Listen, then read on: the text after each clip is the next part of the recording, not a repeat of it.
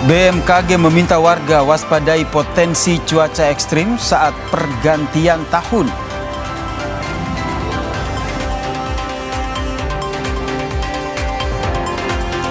Presiden Prabowo sudah menandatangani KUHP yang sebelumnya telah disahkan DPR.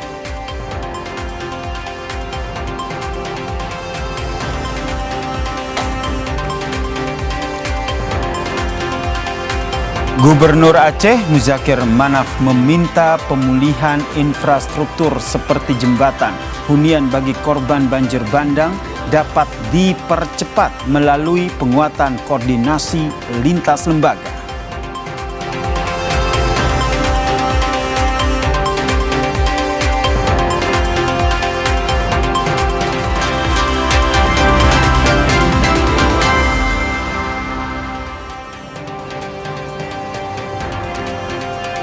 Halo, apa kabar saudara? Selamat datang di program Berita Kompas Petang, hanya di Kompas TV, independen, terpercaya. Saya, Cindy Permadi. Dan saya Yasir Neneama, saudara. Informasi pertama, kita awali dari Banten, saudara. Kecelakaan beruntun terjadi di Jalan Raya Rangkas Bitung, Citeras, Kabupaten Lebak, Banten. Melibatkan 1 unit mobil dan juga 3 sepeda motor. 5 orang mengalami luka-luka.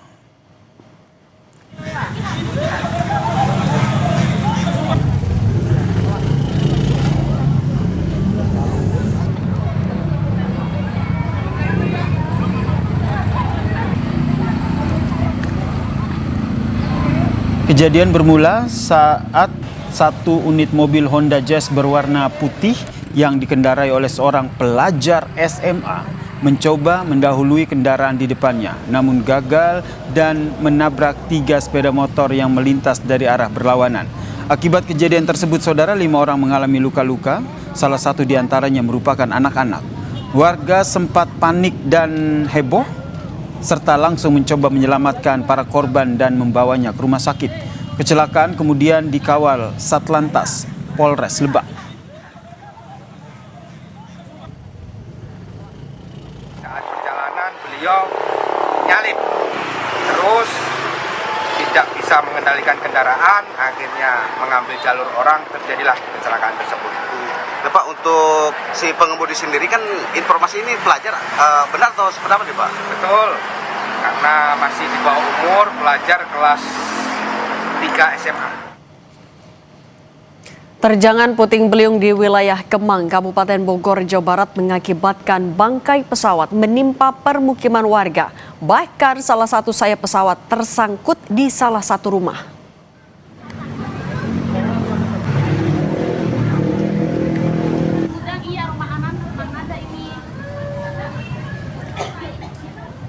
Puting beliung yang terjadi pada Senin sore kemarin menyebabkan bangkai pesawat berterbangan di permukiman warga. Sejumlah rumah mengalami kerusakan parah di bagian atap. Bahkan salah satu atap rumah warga mengalami kerusakan parah setelah tertimpa sayap pesawat.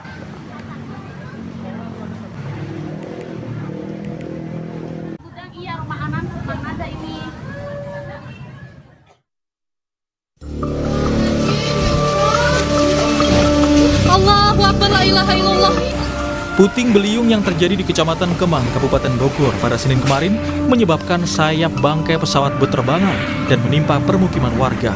Bahkan salah satu sayap pesawat yang masih memiliki potongan besar tersangkut di atap salah satu rumah warga hingga menyebabkan kerusakan parah. Hujan disertai angin kencang yang terjadi pada sore kemarin sempat membuat panik warga. Belasan rumah warga rusak, sebagian besar kehilangan atap rumah.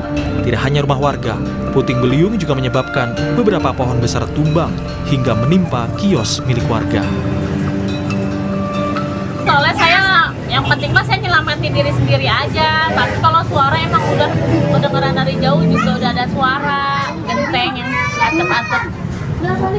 Ini sempat nyangkut apa nih, Bu, di atas?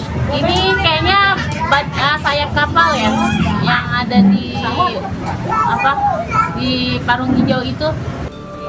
Petugas damkar sektor Parung Bogor diterjunkan untuk melakukan pembersihan pohon tumbang hingga material bangkai pesawat yang tersangkut di rumah warga.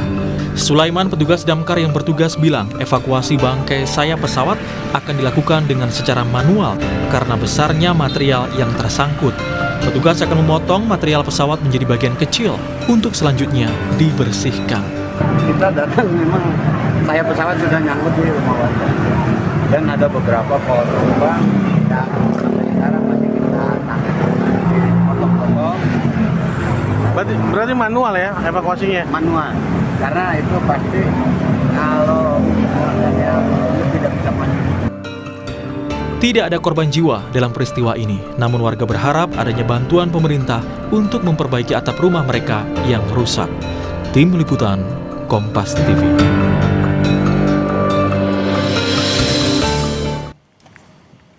Saudara, BMKG pun memprediksi cuaca di Indonesia hingga tahun baru 2026 masih cukup dinamis. BMKG pun menghimbau masyarakat untuk tetap waspada terhadap cuaca yang dapat berubah-ubah. Dalam 3 hari ke depan, diprediksi cuaca di sebagian besar wilayah Indonesia akan cerah berawan hingga hujan, namun berpotensi mengalami hujan lebat bahkan disertai dengan petir dan juga angin kencang.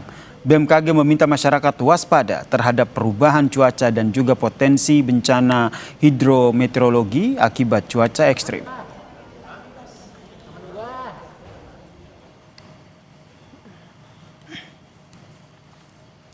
Membahas potensi cuaca buruk pada libur tahun baru, kita bahas bersama Deputi Bidang Meteorologi BMKG, Guswanto. Pak Guswanto, selamat petang. Selamat petang, Cindy. Pak Guswanto, siklon tropis Hailey kan sudah dipastikan bergeraknya semakin mendekati Australia atau menjauh di Indonesia. Tapi seberapa berpengaruh posisi siklon Hailey ini terhadap cuaca di Indonesia menjelang tahun baru?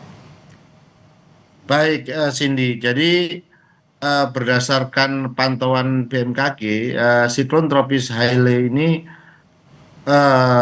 berkembang cukup pesat ya, dan dia memang menjauhi wilayah Indonesia menuju Australia. Jadi dampak yang tidak langsung dimunculkan itu adalah hujan dengan intensitas sedang hingga lebat, yaitu di Nusa Tenggara Timur. Kemudian angin kencang juga ada, masih terembas itu di Nusa Tenggara Barat dan Nusa Tenggara Timur. Sedangkan gelombang laut juga masih, dia itu 1,25 sampai 2,5 meter itu terjadi di perairan selatan Yogyakarta hingga Jawa Timur, perairan selatan Pulau Bali hingga Pulau Timur, Samudra Hindia Selatan di Yogyakarta hingga NTT. Kemudian kita juga melihat ada Selat Bali, Lombok, Selat Alas bagian selatan dan Laut Sawu ya. Kemudian saya juga melihat, Cindy, tidak hanya tropical cyclone Hailey, tapi ada muncul baru bibit siklon tropis 90S yang posisinya itu kurang lebih ada di sekitar sebelah barat daya Lampung di dalam wilayah tanggung jawab Tropical Cyclone Warning Center Jakarta. Jadi ini masuk wilayah area of responsibility daripada Jakarta Tropical Cyclone Warning Center. Dan Pak, ini memiliki dampak yang lebih dekat dengan wilayah kita. Misalkan hujan intensitas sedang hingga lebat itu ada Lampung, Banten, Jakarta, Jawa Barat. Sedangkan gelombang tinggi sampai 1,25 sampai 2,5 meter ini Samudra Hindia Barat Bengkulu, Samudra Hindia Selatan Banten hingga Jawa Tengah ya. Dan termasuk Selat Sunda bagian selatan dan perairan Selat Banten hingga Jawa Tengah. Dan masih 2,5 sampai 4 meter itu terjadi di Samudra Hindia Selatan Lampung. Oke Pak Guswanto, tapi kalau untuk yang kita yang siklus Hailey dulu, yang siklon Hailey dulu itu harus waspada sampai kapan, Pak? Kalau kami lihat di Hailey ini sampai 2 hari 3 hari ke depan atau kalau boleh paling lama itu 96 jam itu akan masuk daratan Australia. Biasanya kalau masuk daratan Australia dia akan punah. Oke, kalau yang 90S itu kan juga posisinya dekat dengan tadi Lampung dan juga Pulau Jawa. Artinya daerah-daerah yang harus waspada itu juga mana saja, Pak, dan sampai kapan? Baik, kalau kita lihat untuk daerah yang terpengaruh bibit siklon tropis 90S, 90S ini kita identifikasi kemarin tanggal 29 Desember jam 13 ya. Dan sekarang berada posisinya di sebelah barat daya Lampung di dalam wilayah tanggung jawab Tropical Cyclone Jakarta ya. Ini di posisi di laut di Samudra Hindia. Dan ini kalau kita lihat sampai kapan dampaknya tadi sudah saya sebutkan, yaitu intensitas sedang hingga lebat yang angin kencang itu ada di Lampung, Banten, DKI Jakarta, dan Jawa Barat. Sedangkan gelombang tinggi 1,25 sampai 2,5 itu terjadi di Samudra Hindia Barat, Lampung, Bengkulu, kemudian juga kita Selat Sunda bagian selatan, perairan selatan Banten hingga Jawa Tengah. Dan kami melihat juga gelombang yang lebih tinggi ya 2,5 sampai 4 meter itu ada Samudra Hindia Selatan Lampung, tapi agak lebih barat daya lagi dari posisinya. Nah, ini masih kita prediksi dalam 72 jam ke depan itu dalam posisi rendah hingga sedang untuk menjadi siklon tropis. Oke, artinya itu adalah wilayah-wilayah yang harus waspada potensi cuaca buruk ketika menjelang tahun baru, betul ya Pak Guswanto? Ya, Oke. ya betul. Pak, kalau gitu Itu juga, itu apa salah imbauan satu dari bagian. BMKG Pak? Oke, baik. Kalau himbauan dari kami, dari BMKG, yang pertama yaitu masyarakat tetap tenang dan waspada terhadap potensi cuaca ekstrim akibat fenomena yang tadi, baik siklon tropis, baik monsun Asia, baik adanya konvergensi dan lain sebagainya. Itu masyarakat tetap harus lebih aware bahwa bencana hidrometeorologi basah berupa banjir bandang itu kemungkinan bisa terjadi akibat fenomena cuaca ekstrim yang tadi. Yang kedua, masyarakat juga kami berharap selalu mengupdate informasi cuaca, misalkan cuaca publik, cuaca penerbangan, dan cuaca maritim itu dari BMKG, sehingga jangan terjebak pada informasi tidak resmi, misalkan informasi yang bersifat hoax. Kami juga memiliki aplikasi telepon pintar info BMKG. Kami juga menghimbau kepada masyarakat agar lebih mengenali lingkungan dan potensi bencana di lingkungan tempat tinggalnya. Karena salah satu upaya mitigasi yang sesungguhnya itu adalah dengan memahami cuaca dan lingkungan tempat kita tinggal, sehingga dapat mengurangi dampak daripada timbulkan akibat bencana hidrometeorologi basah. Dan yang terakhir adalah kami berharap masyarakat meningkatkan koordinasinya dengan swasta maupun pemerintah terhadap bagaimana kita untuk menghadapi puncak musim hujan yang kemungkinan dapat menimbulkan bencana hidrometeorologi basah ini. Jadi tingkat kecepatan koordinasi, tingkat daripada awareness itu kita tingkatkan. Ya. Oke, berarti tadi di wilayah Lampung, sebagian wilayah barat Pulau Jawa, Selat Bali, dan Nusa Tenggara itu yang juga masih harus waspada menjelang tahun baru. Terima kasih Pak Guswanto sudah berbagi bersama kami. Sehat selalu Pak. Sorotan lain di Kompas Petang, Saudara, helikopter Karakal TNI Angkatan Udara menyalurkan 1 ton bantuan kemanusiaan bagi warga di Kecamatan Tripejaya, Kabupaten Gayo Luas, Aceh. Helikopter tersebut diberangkatkan dari Lanut Suwondo, Medan untuk menuju lokasi penyaluran bantuan.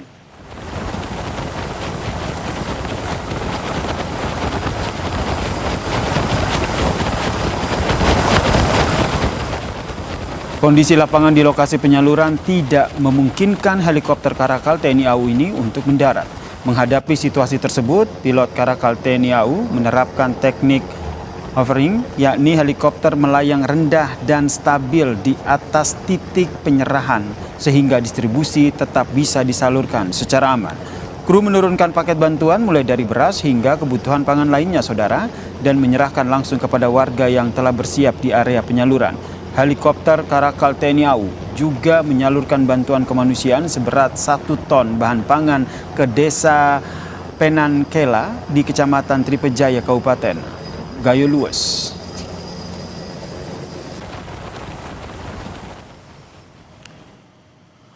Wakil Ketua DPR Sufmi Dasko Ahmad menyebut Presiden Prabowo Subianto dijadwalkan akan kembali meninjau lokasi terdampak bencana di Aceh esok hari. Hal ini disampaikan Dasko saat DPR menggelar rapat koordinasi Satgas Pemulihan Pasca Bencana Sumatera bersama dengan kementerian, lembaga, dan juga pemerintah daerah di Aceh.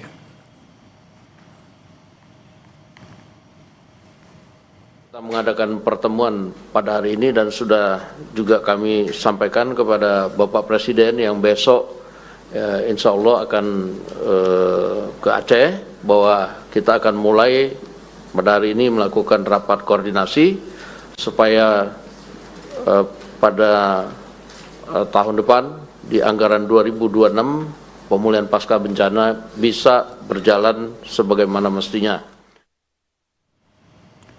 Gubernur Aceh Muzakir Manaf berharap pemulihan infrastruktur seperti jembatan serta pembangunan hunian bagi masyarakat yang terdampak bencana dapat dipercepat melalui penguatan koordinasi lintas lembaga. Harapan tersebut disampaikan Muzakir saat menghadiri rapat koordinasi Satgas Pemulihan Pasca Bencana Sumatera yang digelar DPR RI di Aceh.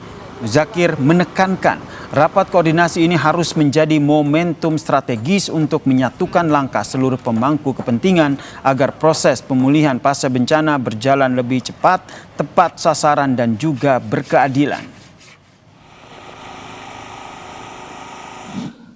Rumah hunian sementara atau permanen yang perlu urgent, Pak pimpinan, segera mungkin kita bangun, Pak. Ya. Kemudian yang kedua, jembatan, Pak Kasat. Tim SAR gabungan kembali menemukan serpihan KM Putri Sakinah yang tenggelam pada pencarian hari kelima. Informasi ini usai jeda.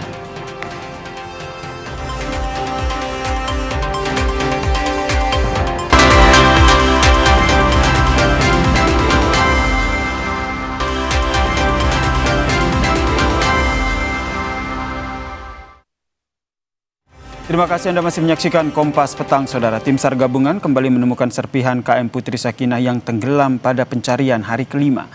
3 wisatawan asal Spanyol yang merupakan pelatih tim B Putri Valencia CF, Fernando Martin Carreras, dan 2 anaknya masih dicari. Bagian dinding KM Putri Sakinah ditemukan pada pukul 8:12 waktu Indonesia Tengah, menjadi salah satu temuan baru dari tim yang juga terus menelusuri keberadaan 3 korban hilang, Saudara. Tim SAR kini fokus pada penyisiran di pulau terdekat dari Pulau Padar dengan mengerahkan 12 unit kapal. Optimalisasi pencarian juga dilakukan dengan menerjunkan tim penyelam pada 3 titik, yakni di perairan utara Pulau Serai, perairan timur Pulau Padar, dan juga perairan selatan Pulau Serai. Pihak Kedubes Spanyol dan juga keluarga juga terus memantau dengan bertemu dengan tim SAR gabungan.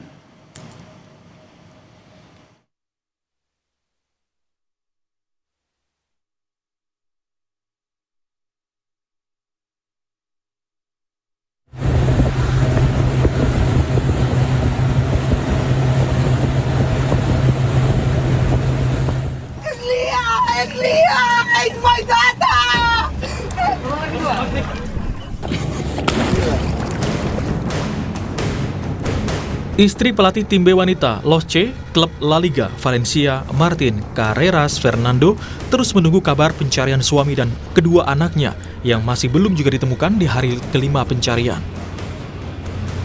Hari kelima pencarian, tim SAR mendapat dukungan 11 orang tim penyelam profesional dari luar negeri, ditambah penyelam dari Basarnas dan TNI Polri.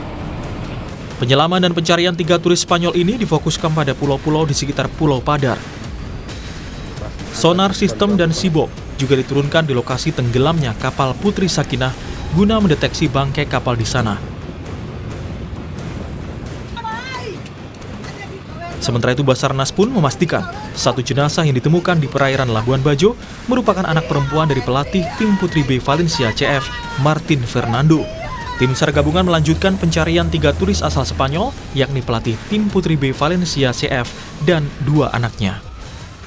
Memang benar itu adalah salah satu dari korban yang mengalami KM Putri Sakinah yang mengalami tenggelam.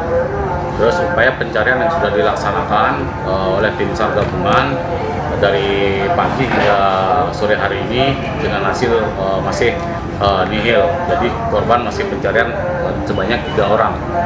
Terus pencarian sudah dilaksanakan, korban diketemukan kurang lebih dari titik lokasi titik duga dengan jarak sekitar 1 nautical mile dari lokasi titik duga dari korban diketemukan.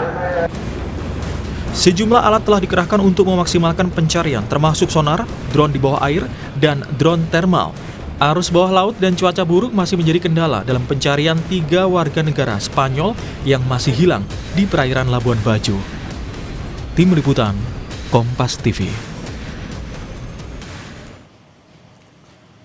Di hari kelima pencarian ini, Saudara, tim SAR gabungan telah menemukan serpihan dari KM Sakina yang tenggelam, dan fokus pencarian dari tim SAR gabungan juga diperluas di 3 area di sekitar Pulau Padar di perairan Labuan Bajo, Saudara. Selain itu, Saudara, tim SAR juga menerjunkan ataupun mendapat dukungan dari 11 orang tim penyelam profesional dari luar negeri dan juga menerjunkan sonar sistem dan juga SIBOP untuk membantu deteksi bangkai kapal yang ada di perairan Labuan Bajo, Saudara.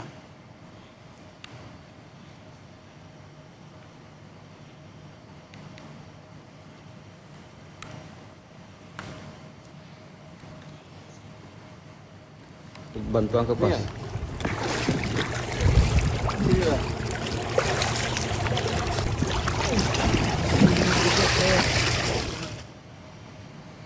Kita beralih ke informasi lain. Kasus tewasnya satu keluarga di Situbondo, Jawa Timur masih misteri. Polisi terkendala rusaknya tempat kejadian dan CCTV di rumah korban tidak aktif saat kejadian. Polisi menjelaskan kamera pengawas atau CCTV di rumah korban ditemukan dalam kondisi tidak aktif atau mati saat kejadian. Posisi CCTV yang terpasang di area rumah korban kini masih diperiksa oleh penyidik. Kondisi tempat kejadian juga telah banyak berubah karena sempat dimasuki banyak orang saat pertama kali jenazah ditemukan, sehingga menyulitkan proses rekonstruksi kejadian.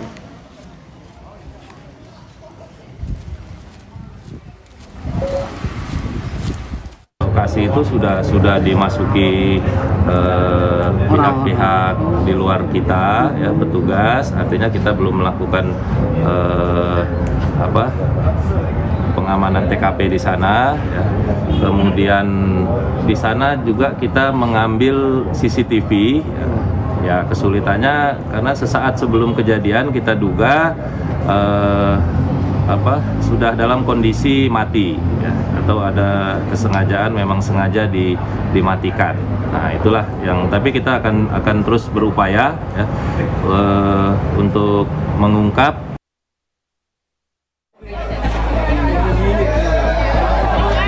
Polisi melakukan olah tempat kejadian perkara lanjutan terkait kasus tewasnya satu keluarga di Situbondo, Jawa Timur.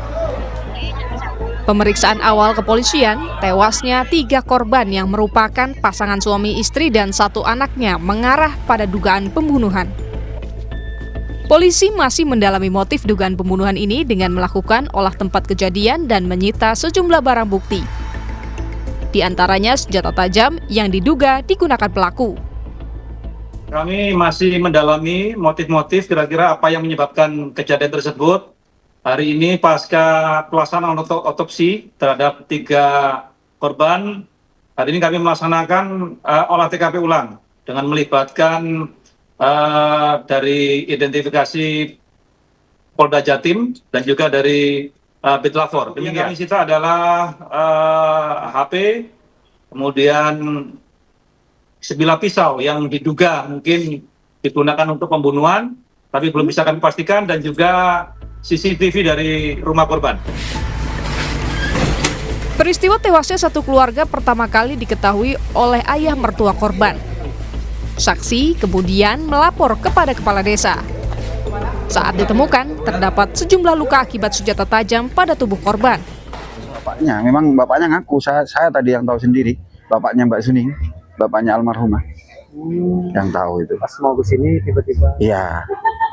Jadi tahu-tahu sudah meninggal anaknya, terus laporan Pak Kampung.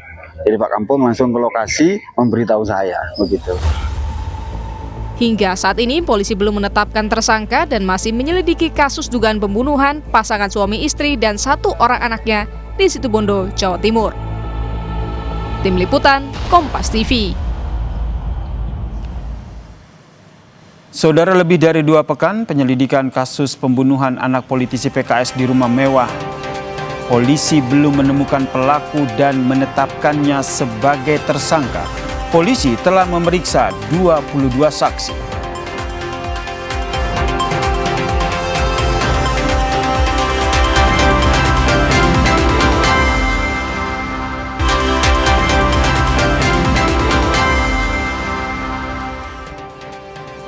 Terima kasih Anda masih bersama kami. Saudara, lebih dari 2 pekan penyelidikan kasus pembunuhan anak politisi PKS di rumah mewah. Polisi belum menemukan pelaku dan menetapkan tersangka. Polisi menyebut masih mencocokkan sejumlah bukti ilmiah dengan keterangan saksi untuk mencari pembunuh anak politisi PKS di rumah mewah. Polisi telah memeriksa 22 saksi yang berasal dari lingkungan terdekat korban, yakni keluarga, tetangga, karyawan, hingga orang tua dari teman korban.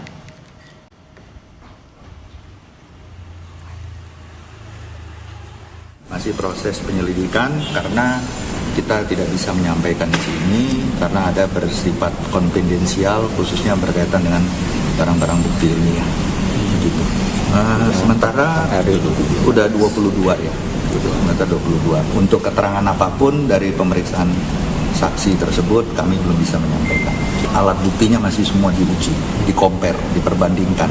Kalau memang ada persesuaian, ya kita akan koordinasikan dengan penyidik. Jadi untuk sementara kami belum bisa menyampaikan dari beberapa saksi itu, saksi mahkota apakah ada, apakah tidak ada, berapa jumlahnya, belum bisa kami sampaikan. Sementara itu, Saudara, dalam pernyataannya pada 24 Desember 2025, Kasat Reskrim AKP Yoga Tama menyebut senjata tajam yang digunakan pelaku untuk membunuh korban belum ditemukan di TKP rumah mewah. Polisi menyebut saat melakukan olah TKP, penyidik mencari senjata tajam yang menjadi barang bukti utama pelaku untuk melukai korban di seluruh rumah, baik di taman, saluran drainase hingga dalam rumah. Namun, polisi tidak menemukan barang bukti tersebut. Sementara itu, Saudara, CCTV yang berada di dalam rumah ataupun di luar rumah juga tidak berfungsi. Di area dalam TKP maupun luar TKP, termasuk di depan itu ada bagian lahan kosong, semak-semak maupun gorong-gorong pun sudah kita lakukan pengecekan, baik dari atas genteng sudah kita lakukan pengecekan juga. Sampai sekarang kita belum menemukan alat yang diduga menjadi alat yang digunakan pelaku untuk melakukan aksinya. Ya, belum ditemukan, Bang, ya? Belum ditemukan. Ya. Lebih dari 2 pekan, pembunuhan anak politisi PKS di dalam rumah mewah belum juga terungkap. Polisi masih memeriksa sejumlah saksi terdekat korban untuk memeriksa alibi dan mencari motif pembunuhan. Kriminolog Hanifah Hasna mengungkap kemungkinan anak politisi PKS bukan target utama pelaku, namun korban dibunuh karena ada unsur dendam kepada orang tua korban. Motif ekonomi, artinya dalam hal ini tidak ada yang hilang, itu memang mengarah pada 2 kemungkinan besar. Kemungkinan yang pertama adalah motif emosional seperti dendam atau kemarahan personal, entah kepada anggota keluarga yang mana, apakah orang tua atau yang lainnya. Yang kedua, tindakan kekerasan ini memang fokus pada korban, bukan pada harta. Artinya bahwa menyakiti seseorang dengan melukai tadi itu sebagai korban simbolik, gitu ya, untuk mengarah kepada korban yang sesungguhnya. Sementara itu, mantan Kabar Reskrim Polri, Ito Sumardi, menilai untuk menemukan pelaku dan juga motif pembunuhan, penyidik perlu melakukan profiling dengan memeriksa jejak digital orang tua korban yang merupakan politisi PKS. Ito juga menilai penyidik juga perlu menyelidiki kerusakan CCTV di rumah mewah, apakah ada unsur kesengajaan atau tidak. Jika ditemukan unsur kesengajaan, maka peristiwa ini bisa masuk dalam kategori pembunuhan berencana.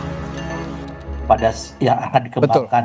Motif ini tentunya harus dilakukan juga dengan memprofiling ya, mungkin orang tua melalui jejak digital kan bisa lihat apakah selama ini ada orang yang memang ketersinggungan atau ada hal-hal yang lain. Saya yakin dari teman-teman penyidik Polda Banten melakukan penelusuran dari jejak digital, sengaja dirusak atau memang rusak secara mekanik ya, atau secara alami. Karena kalau ini nanti ada sesuatu keterkaitan, tentunya ini juga akan, kalau memang pelakunya ternyata ditemukan, maka ini bisa dilakukan pemberatan dengan kasus 340 pembunuhan berencana. Rumah mewah ini masih menyimpan teka-teki siapa pembunuh anak politisi PKS yang tewas akibat sejumlah luka senjata tajam di tubuhnya. Korban tewas tanpa pengawasan orang tua, asisten rumah tangga, hingga CCTV yang tidak berfungsi. Tim Liputan, Kompas TV. Saudara, lebih dari 2 pekan polisi belum menetapkan tersangka dalam kasus pembunuhan anak politisi PKS di rumah mewah ini, saudara. Benarkah proses penyelidikan ini terhambat karena sejumlah barang bukti yang hilang atau rusak? Kita bahas bersama dengan Komisioner Kompolnas, Mas Yusuf Warsim, yang telah bergabung bersama kami di Kompas Petang. Selamat petang, Mas Yusuf. Selamat petang. Mas Yusuf, ini kan sudah 22 saksi diperiksa, tapi apa yang menjadi ganjelan dari polisi sehingga hingga saat ini belum ada tersangka? Iya, jadi memang yang paling penting kita mendapatkan update soal apakah hingga 2 pekan ini ada hambatan-hambatan yang itu membuat kesulitan mengungkapkan fakta-fakta yang bisa mengarah siapa terduga pelakunya. Kami Kompolnas masih terus melakukan pemantauan dan update terkait dengan perkembangan penyelidikan yang dilakukan memang belum kita terima kembali. Sementara ini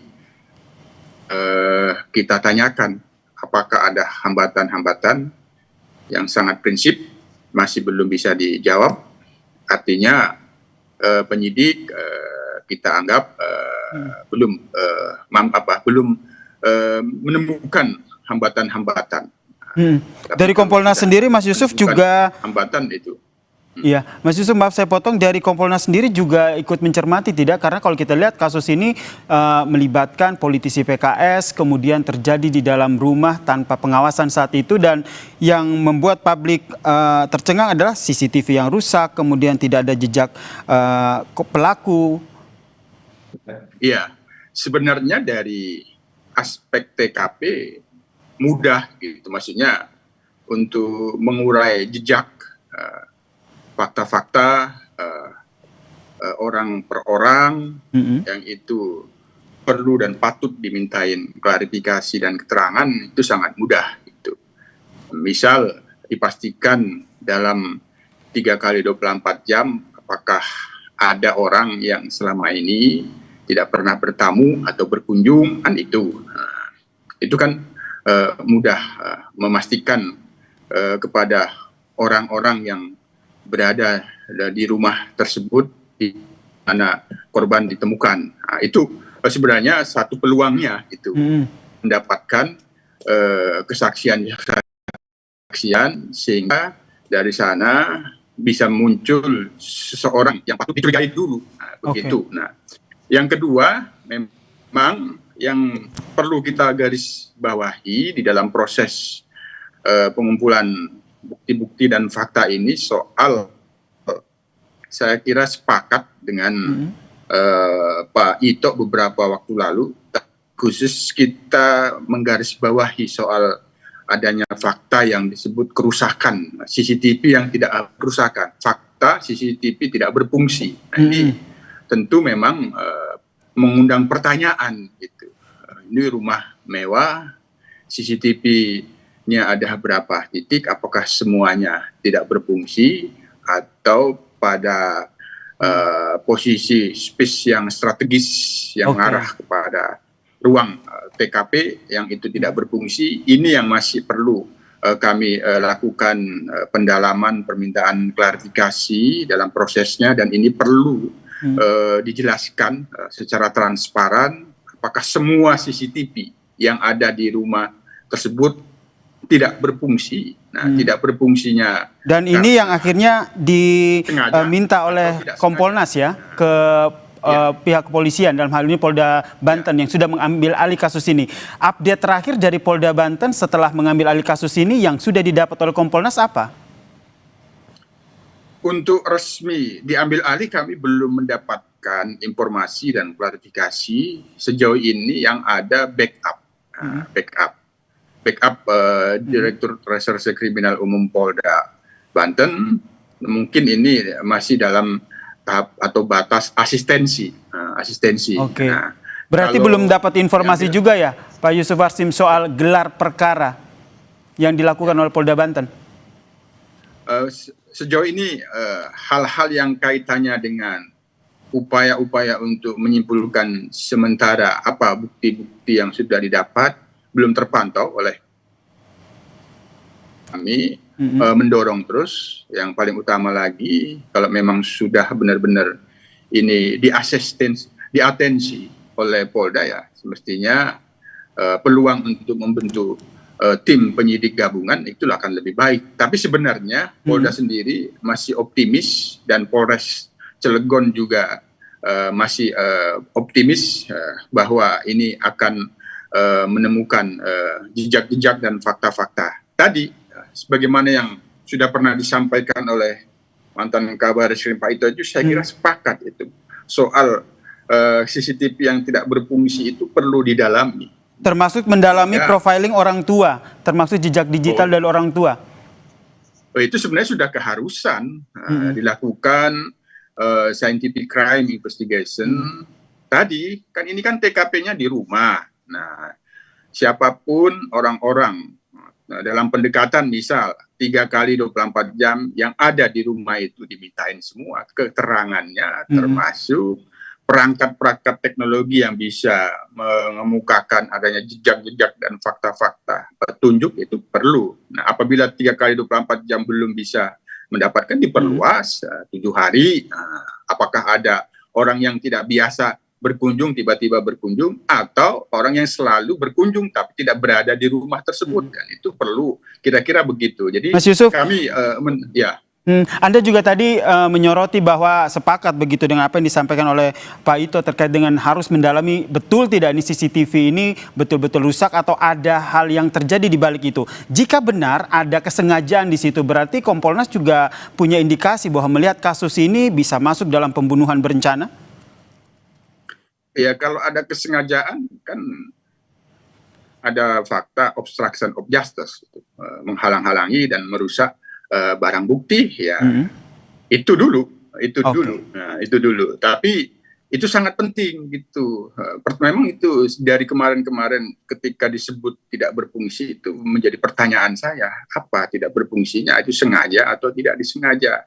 Rumah sebesar itu tidak update terhadap CCTV itu. Oke, Mas Yusuf, dari Kompolnas sendiri laporan terbaru yang didapatkan oleh Kompolnas, barang bukti yang sudah diperiksa, sudah dianalisis oleh polisi sehingga tadi kata Anda ini optimis nih dapat mengungkap kasus ini, apa saja, Mas Yusuf? Ya, kami melihat memantaunya karena belum bisa menjelaskan apakah ada hambatan yang itu menjadikan sulit mendapatkan fakta-fakta yang mengarah kecurigaan kepada seseorang ataupun seseorang yang sudah bisa dianggap patut diduga pelaku, itu belum bisa disampaikan, sehingga berarti penyidik masih optimis. Nah, sementara ini mereka masih terus melakukan pendalaman bukti-bukti ilmiah yang sementara ada, dirangkai dan dicocokkan dengan keterangan para saksi, sepertinya ke situ. Tapi secara kami juga sudah dijanjikan akan mendapatkan update terkait dengan proses penyidikan yang sedang berjalan. Baik, kita nantikan bersama ya seperti apa update penyelidikan dari polisi terkait dengan kematian anak politisi PKS yang hingga saat ini belum ditetapkan tersangka oleh polisi. Terima kasih Komisioner Kompolnas Mas Yusuf Warsim telah berbagi perspektif dan informasinya di Kompas Petang. Salam sehat. Terima kasih. Usai jeda, Saudara, Presiden Prabowo sudah menandatangani Kitab Undang-Undang Hukum Acara Pidana hasil revisi yang sebelumnya telah disahkan DPR.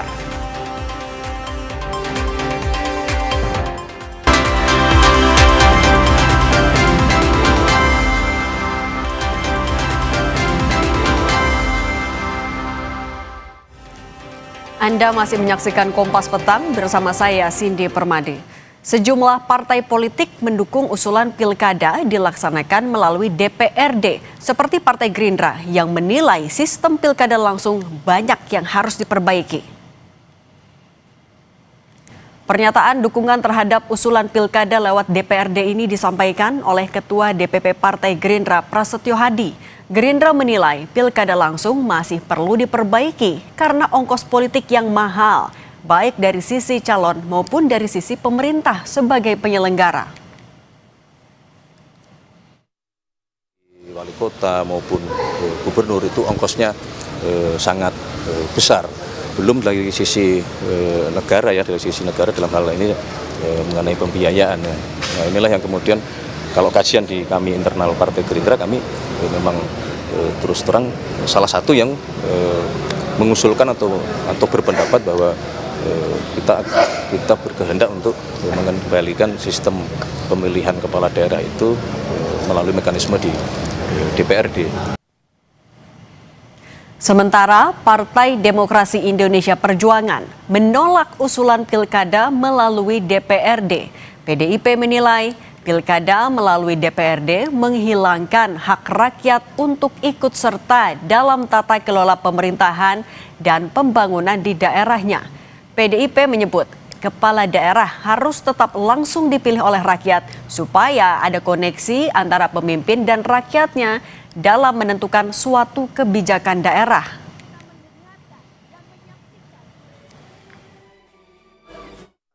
Untuk bisa ikut serta mengevaluasi apa saja yang perlu diperbaiki dari daerahnya, bagaimana merancang tata kelola dan tata pemerintahan yang kira-kira diinginkan oleh rakyat, dan ikut mendesain bagaimana kira-kira 5 tahun ke depan rakyat bisa ikut berpartisipasi dalam pembangunan.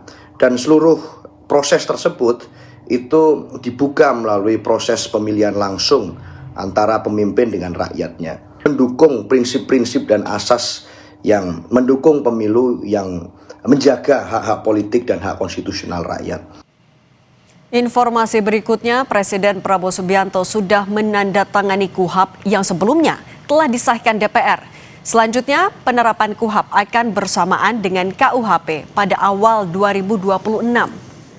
Menteri Sekretaris Negara Prasetyo Hadi mengatakan Kepala Negara menaikkan KUHP pada pertengahan Desember 2025. Nantinya, menurut Prasetyo, penerapan KUHP akan bersamaan dengan Kitab Undang-Undang Hukum Pidana atau KUHP pada awal 2026. Pengesahan RUU KUHP menjadi undang-undang dilakukan dalam sidang paripurna DPR pada Selasa 18 November. Adapun Ketua Komisi 3 DPR, Habibur Rahman, sebelumnya mengklaim KUHP baru merupakan produk hukum menuju keadilan hakiki. Ia menyatakan KUHP dibutuhkan untuk mendampingi penggunaan KUHP yang bakal berlaku Januari mendatang. Sudah menandatangani KUHP ya, Mas? Ya. Sudah. Tanggal berapa, Mas? Aku tanggal pastinya pertengahan Desember. Ya, kurang lebih. Berarti udah resmi punya nomor ya sebagai undang-undang ya KUHP. Sudah. Pemberlakuannya baru nggak? Pemberlakuannya setuju baru nggak berarti di Januari 2022? Iya. Sama KUHP. KUHP kan Januari 2022. Kitab Undang-Undang Hukum Acara Pidana kan. Nggak, maksudnya yang KUHP. pemberlakuannya baru nggak? Iya. Sejak RUU KUHP digodok Komisi 3 DPR, Koalisi Masyarakat Sipil menyoroti sejumlah pasal yang dinilai kontroversi. Di antaranya pasal 5 tentang penangkapan di tahap penyelidikan, yang seharusnya baru di tahap mencari ada tidaknya tindak pidana. Selanjutnya pasal 7 dan 8 yang mengatur semua penyidik di bawah Polri. Hal ini membuat Polri sebagai satu-satunya pengendali seluruh penyidikan, termasuk dari lembaga lain. Lalu ada pasal 16 tentang metode penyelidikan tanpa batas yang sebelumnya hanya dipakai dalam penyidikan kasus narkotika. Kini dapat digunakan untuk semua kasus tanpa pengawasan hakim, sehingga membuka ruang untuk penjebakan.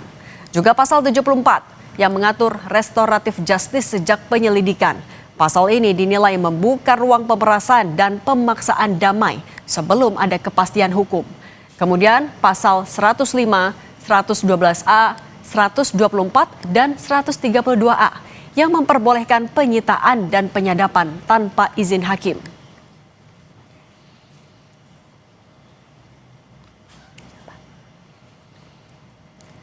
Lalu bagaimana pemerintah menyikapi kritik atas beberapa pasal dalam KUHP yang dinilai akan menimbulkan masalah baru? Kita bahas bersama Hakim Pengadilan Tinggi Jakarta Profesor Binsar Gultom dan anggota DPR fraksi Golkar Ahmad Irawan. Selamat petang, Prof. Ke Prof Binsar. Prof Binsar, suaranya masih di mute. Boleh dibuka dulu? Ya, Irawannya kenapa ya, Sir? Prof, bisa dengar suara Cindy? Ya, ini suaranya sudah. Oke. Prof Binsar, KUHP baru kan sudah diteken oleh Presiden dan akan berlaku pada awal Januari. Tapi Anda nilai masih ada yang bermasalah. Sebagai hakim, apa yang paling meresahkan menurut Anda? Wah, ada beberapa catatan buat kami ya. Setelah memperhatikan terburu-buru itu diteken atau ditandatangani oleh pemerintah. Yang pertama, kami melihat ada di sana tata cara koordinasi penyidik dan penuntut umum pasal 58 sampai 62. Nah, jika hal itu berkaitan dengan tugas pokok fungsi masing-masing, seharusnya tidak perlu ada istilah koordinasi khusus kepada kedua lembaga penegak hukum tersebut. Mengapa dipisahkan dengan lembaga pengadilan? Karena ada satu sistem criminal justice system. Nah, disinilah kesannya jadi tidak adil kalau polisi bisa berarti menangkap hakim. Tapi kalau polisi atau jaksa bisa menangkap hakim, tapi polisi tidak bisa menangkap jaksa dan sebaliknya. Itu bagaimana? Oke. Kan itu. Oke, itu yang pertama ya, Prof. Oke, saya mau minta sebentar, Prof. Saya minta tanggapan dari. Oke, Prof juga, Anda juga sempat menyebutkan kepada Kompas TV ada pasal soal restoratif justice yang Anda juga merasa itu tidak tepat karena bisa dimulai dari tahap penyelidikan. Apa yang menurut Anda tidak tepat di situ? Oh, mengenai restoratif justice. JR itu kalau memang bisa diselesaikan di tingkat penyelidikan Polri dan penuntutan dalam hal ini JPU jaksa penuntut umum, kenapa harus masuk lagi ke tingkat pengadilan? Bukankah hal itu jadi membebani pengadilan, banyaknya perkara yang menumpuk di pengadilan? Itu seharusnya cukuplah diselesaikan. Kalau sudah restoratif justice kan akan memanggil kedua pihak masing-masing yang bermusuhan sebelumnya antara anak lah, katakan dulu yang berkelahi di sekolah hingga patah kaki atau cacat cukup berat. Oke, Prof, tapi apa yang paling Anda khawatirkan sebenarnya celah hukumnya di mana kalau misalnya restoratif justice itu memang bisa dilakukan dari penyelidikan sampai di pengadilan? Ya, terlalu panjang jalan prosesnya kalau hanya sekedar restoratif justice. Cukup diselesaikan di tingkat penyidikan dan kejaksaan. Itu maksudnya. Terlalu panjang. Jadi semua akhirnya kepercayaan. Semua ke pengadilan. Jadi apa tugas polisi? Apa tugas jaksa untuk menyelesaikan kasus-kasus kecil seperti itu? Oke, kalau gitu Prof, saya tanya dulu ke Mas Irawan. Mas Irawan, kita mundur lagi sebelum diteken. Ketika itu juga sudah di paripurna, sudah disahkan, tapi masih ada protes dari, ya misalnya dari Prof Binsar, kemudian ada juga dari koalisi masyarakat sipil. Bagaimana Anda bisa meyakinkan kalau yang disahkan oleh DPR ini bukan produk hukum bermasalah? Jadi begini, Mbak. Jadi setelah kami mengesahkan rancangan KUHP pada November 2025 dan kemudian Presiden melakukan pengundangan terhadap rancangan KUHP tersebut pada tanggal 17 Desember dan diberi nomor Undang-Undang Nomor 20 Tahun 2025. Saya ingin memulainya bahwa setelah ini diundangkan, disahkan dan dimasukkan dalam lembaran negara, maka tentu berlaku satu prinsip yang disebut dengan asas fiksi hukum. Jadi semua orang dianggap tahu hukum dan semua isi yang ada dalam KUHP tersebut. Sebentar Prof, saya selesaikan dulu. Dianggap tahu hukum tersebut. Nah, maka kemudian ada satu mata rantai yang harus dilakukan oleh pemerintah setelah setelah dilakukan pengundangan yang disebut dengan sosialisasi dan melakukan pendidikan hukum agar kemudian fungsi KUHAP ini bisa kita capai. Karena bagaimanapun kalau kita bicara terkait dengan fungsi KUHAP, itu adalah instrumen atau cara negara untuk melakukan penindakan kejahatan. Yang kedua adalah mekanisme perlindungan warga negara dari tindakan sewenang-wenang aparat gitu. Nah, kami berharap, DPR berharap bahwa pembelakuan KUHAP ini tidak hanya sah secara formal, tapi juga siap secara substansial dan diketahui oleh publik, termasuk pelaku atau aparat penegak hukum primus inter pares seperti Prof. Bultom tadi. Misalnya tadi ketika menjelaskan kaitannya dengan konsep restoratif justice, mohon maaf Prof, dengan segala hormat, saya ingin mengatakan bahwa Prof. Binsar tidak membaca terkait dengan mekanisme restoratif justice ini secara utuh, norma-norma pasal-pasal tersebut gitu. Karena yang ketika kemudian di tahap penyelidikan atau karena penyidikan, PP-nya belum ada, Pak. Mohon izin.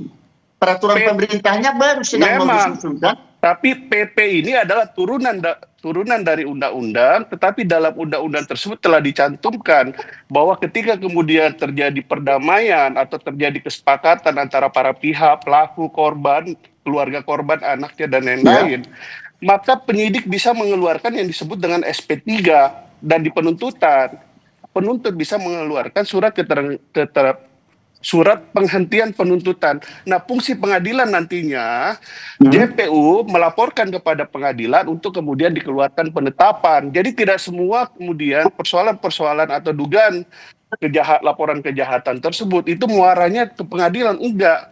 Penyidik punya kewenangan dalam melakukan atau memediasi antara para pelaku dan korban. Penuntut bisa, tapi kemudian tidak. Jadi mereka bisa menghentikan tersebut. Pengadilan nanti hanya mengeluarkan penetapan jika kemudian restoratif justice diselesaikan di penuntutan. Apakah dengan adanya SP3 dari pihak penyidik Polri tidak cukup?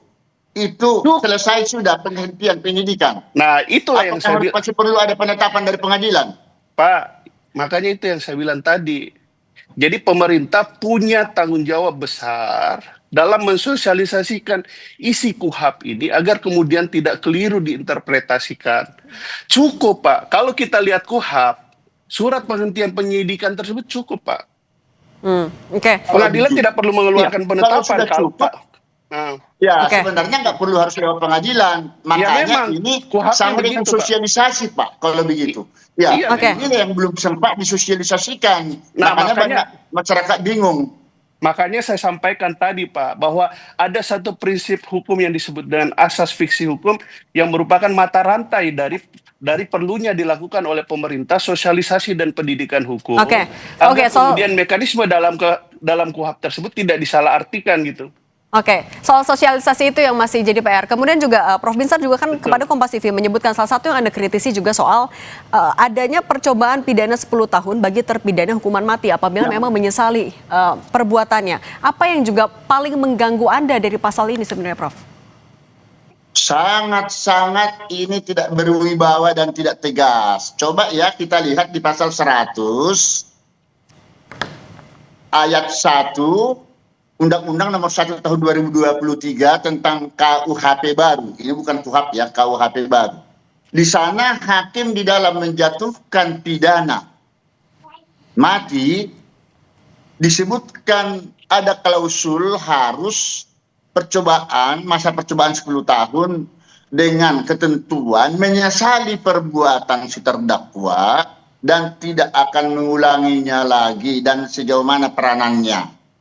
Pertanyaan yang menggelitik dan tidak masuk di akal, mungkinkah hakim selama proses persidangan sudah bisa menilai kebaikan, kejujuran, ketulusan hati tidak akan mengulangi lagi perbuatannya? Nonsense. Itu justru harus setelah masa percobaannya selama 10 tahun di lembaga pemasyarakatan yang menjadi domain daripada pemerintah. Nah itu gimana Mas Irawan menanggapinya? Bagaimana?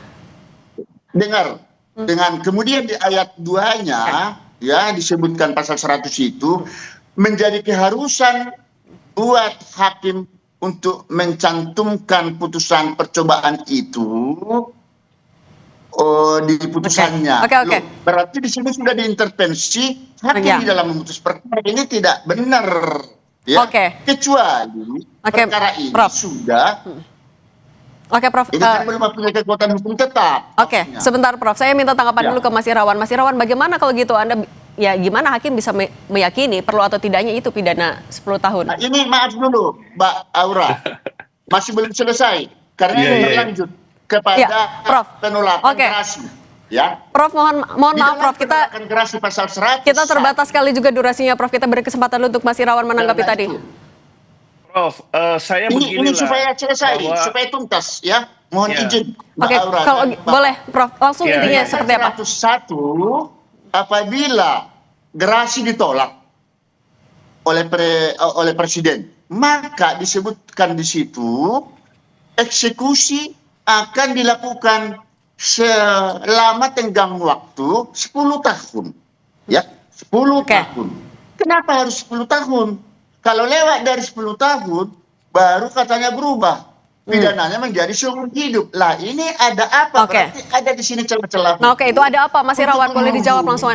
Ya, jadi begini. Baru yang terakhir di pasal 102. Teman-teman penegak hukum bisa berbeda ya. Akademisi bisa berbeda. Terus kemudian pelaku penegak hukum dan lain-lain bisa berbeda kaitannya dengan konsep kebijakan pemidanaan ini. Semua bisa berbeda gitu. Termasuk Prof Binsar tadi dalam melihat norma tersebut kaitannya pemidanaan pidana mati kemudian berubah jadi seumur hidup. Bolehlah berbeda kemudian termasuk tadi yang disampaikan dengan segala argumentasinya. Tapi bagi kami DPR bahwa KUHAP ini itu juga sebenarnya menangkap satu praktik penegakan hukum selama ini. Jadi itu juga bagian dari yang kami masukkan dalam KUHAP ini gitu. Terus dan juga sebenarnya menangkap apa ada ini maksudnya? Kenapa? Menangkap apa? Prof, tadi kan itu kan kaitannya dengan kebijakan pemidanaan. Bagaimana dari pidana mati kemudian jadi seumur hidup, kemudian ada percobaan 10 tahun. Saya sampaikan tadi bahwa kita boleh berbeda kaitannya dengan konsep dan kebijakan pemidanaan kaitannya pidana mati tersebut. Nah, kalau saya singkat saja, kalau kemudian Profesor Binsar mengatakan bahwa ini dari sisi konseptual, dari sisi norma bermasalah dan ada celah hukum, tentu itu adalah bahasa bahwa kita bisa menyimpulkan ada ketidakpastian hukum terhadap norma tersebut. Kalau kemudian memang ada satu dugaan atau potensi pelanggaran hak konstitusional di dalamnya, lebih baik bagi Prof menurut saya menggunakan haknya sebagai warga negara, silakan saja diajukan ke Mahkamah Konstitusi untuk kemudian dilakukan judicial review terhadap pasal tersebut. Hak mengajukan uji materi itu yang didepankan juga ya Mas Irawan.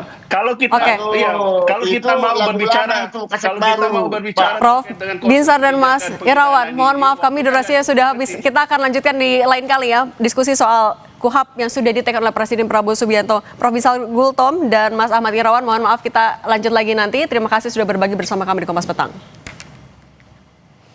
Saudara, Titik Nol Yogyakarta menjadi salah satu pusat keramaian wisatawan pada libur akhir tahun. Wisatawan memadati lokasi ikonik untuk berfoto.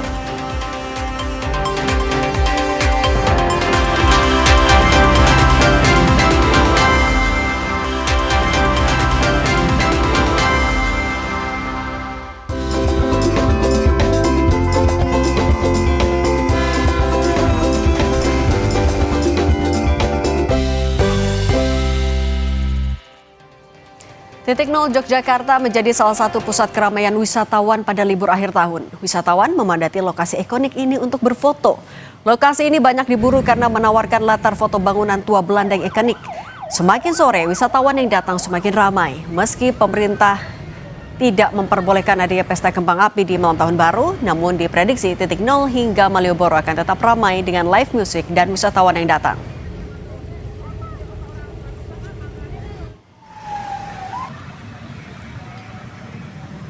2.300 kendaraan memasuki kawasan wisata Puncak Bogor, Jawa Barat Selasa siang. Polres Bogor menerapkan rekayasa sistem satu arah dari Jakarta menuju Puncak.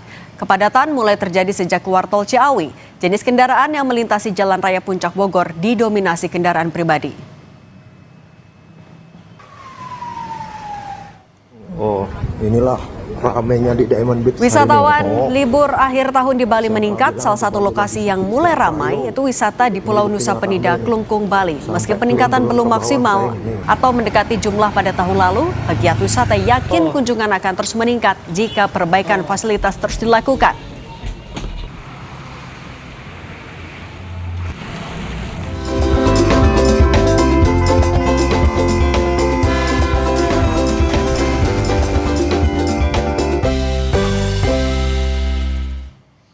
Tetap bersama kami, Kompas Petang akan hadir kembali usai jeda.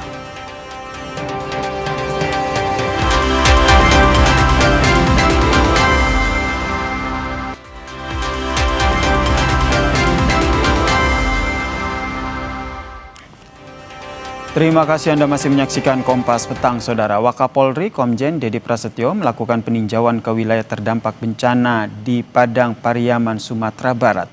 Wakapolri memantau proses pembangunan hunian sementara untuk warga terdampak bencana. Berikut ini liputan dari jurnalis Kompas TV, Niko Anggriawan, di Padang Pariaman, Sumatera Barat. Saya saat ini sedang bersama Wakapolri Komjen Dedi Prasetyo yang meninjau pembangunan hunian sementara di kawasan Kayu Tanam, Sumatera Barat.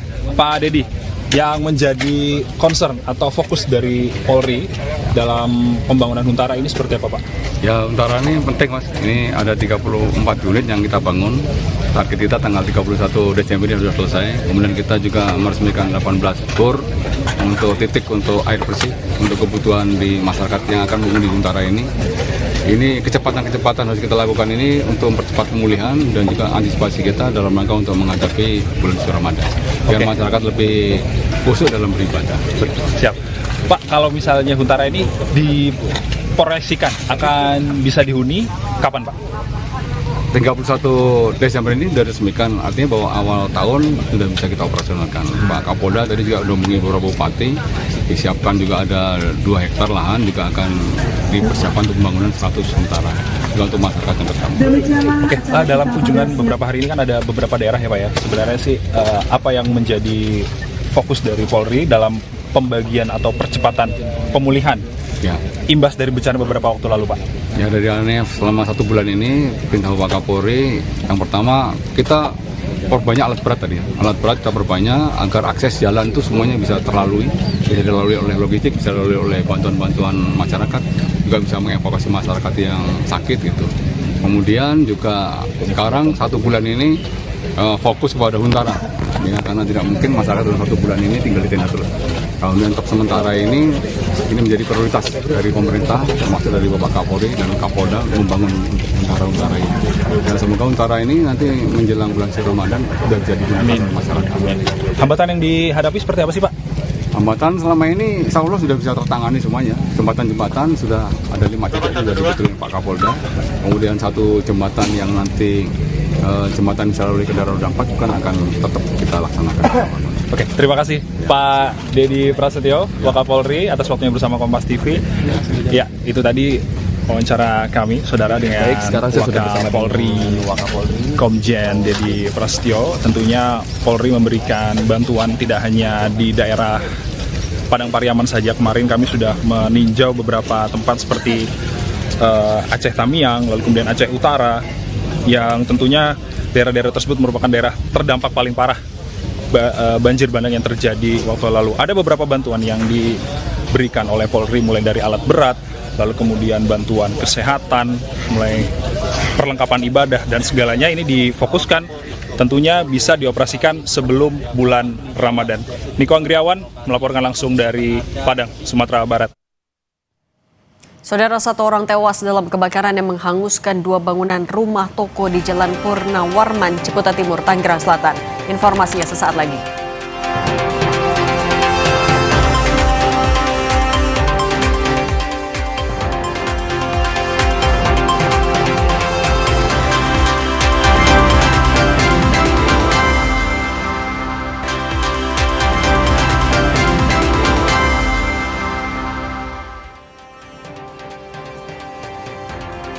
Saudara, kebakaran menghanguskan 2 bangunan rumah toko di Jalan Purnawarman, Kecamatan Ciputa Timur, Tangerang Selatan, Banten pada Selasa dini hari. 1 orang tewas akibat peristiwa ini.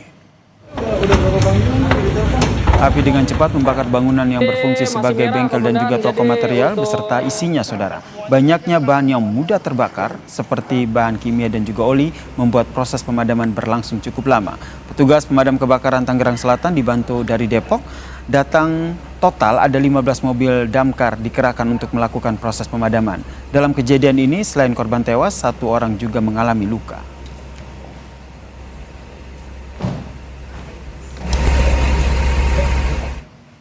Saudara, Presiden Prabowo sudah menandatangani KUHP yang sebelumnya telah disahkan DPR. Selanjutnya, penerapan KUHP akan bersamaan dengan KUHP pada awal 2026.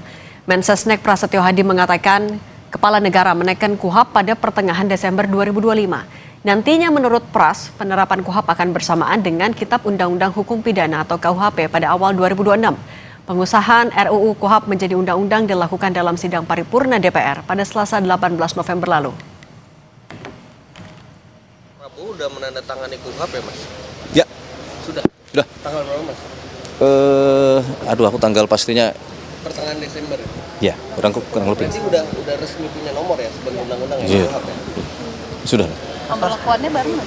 Pemberlakuannya Baru nggak berarti di Januari 2026? Iya. Sama KUHP?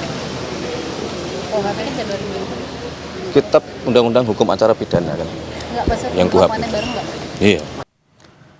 Terima kasih Anda telah menyaksikan Kompas Petang di Kompas TV Independen Terpercaya. Saya Yasir Neneam. Saya Cindy Permadi. Terima kasih. Sampai jumpa.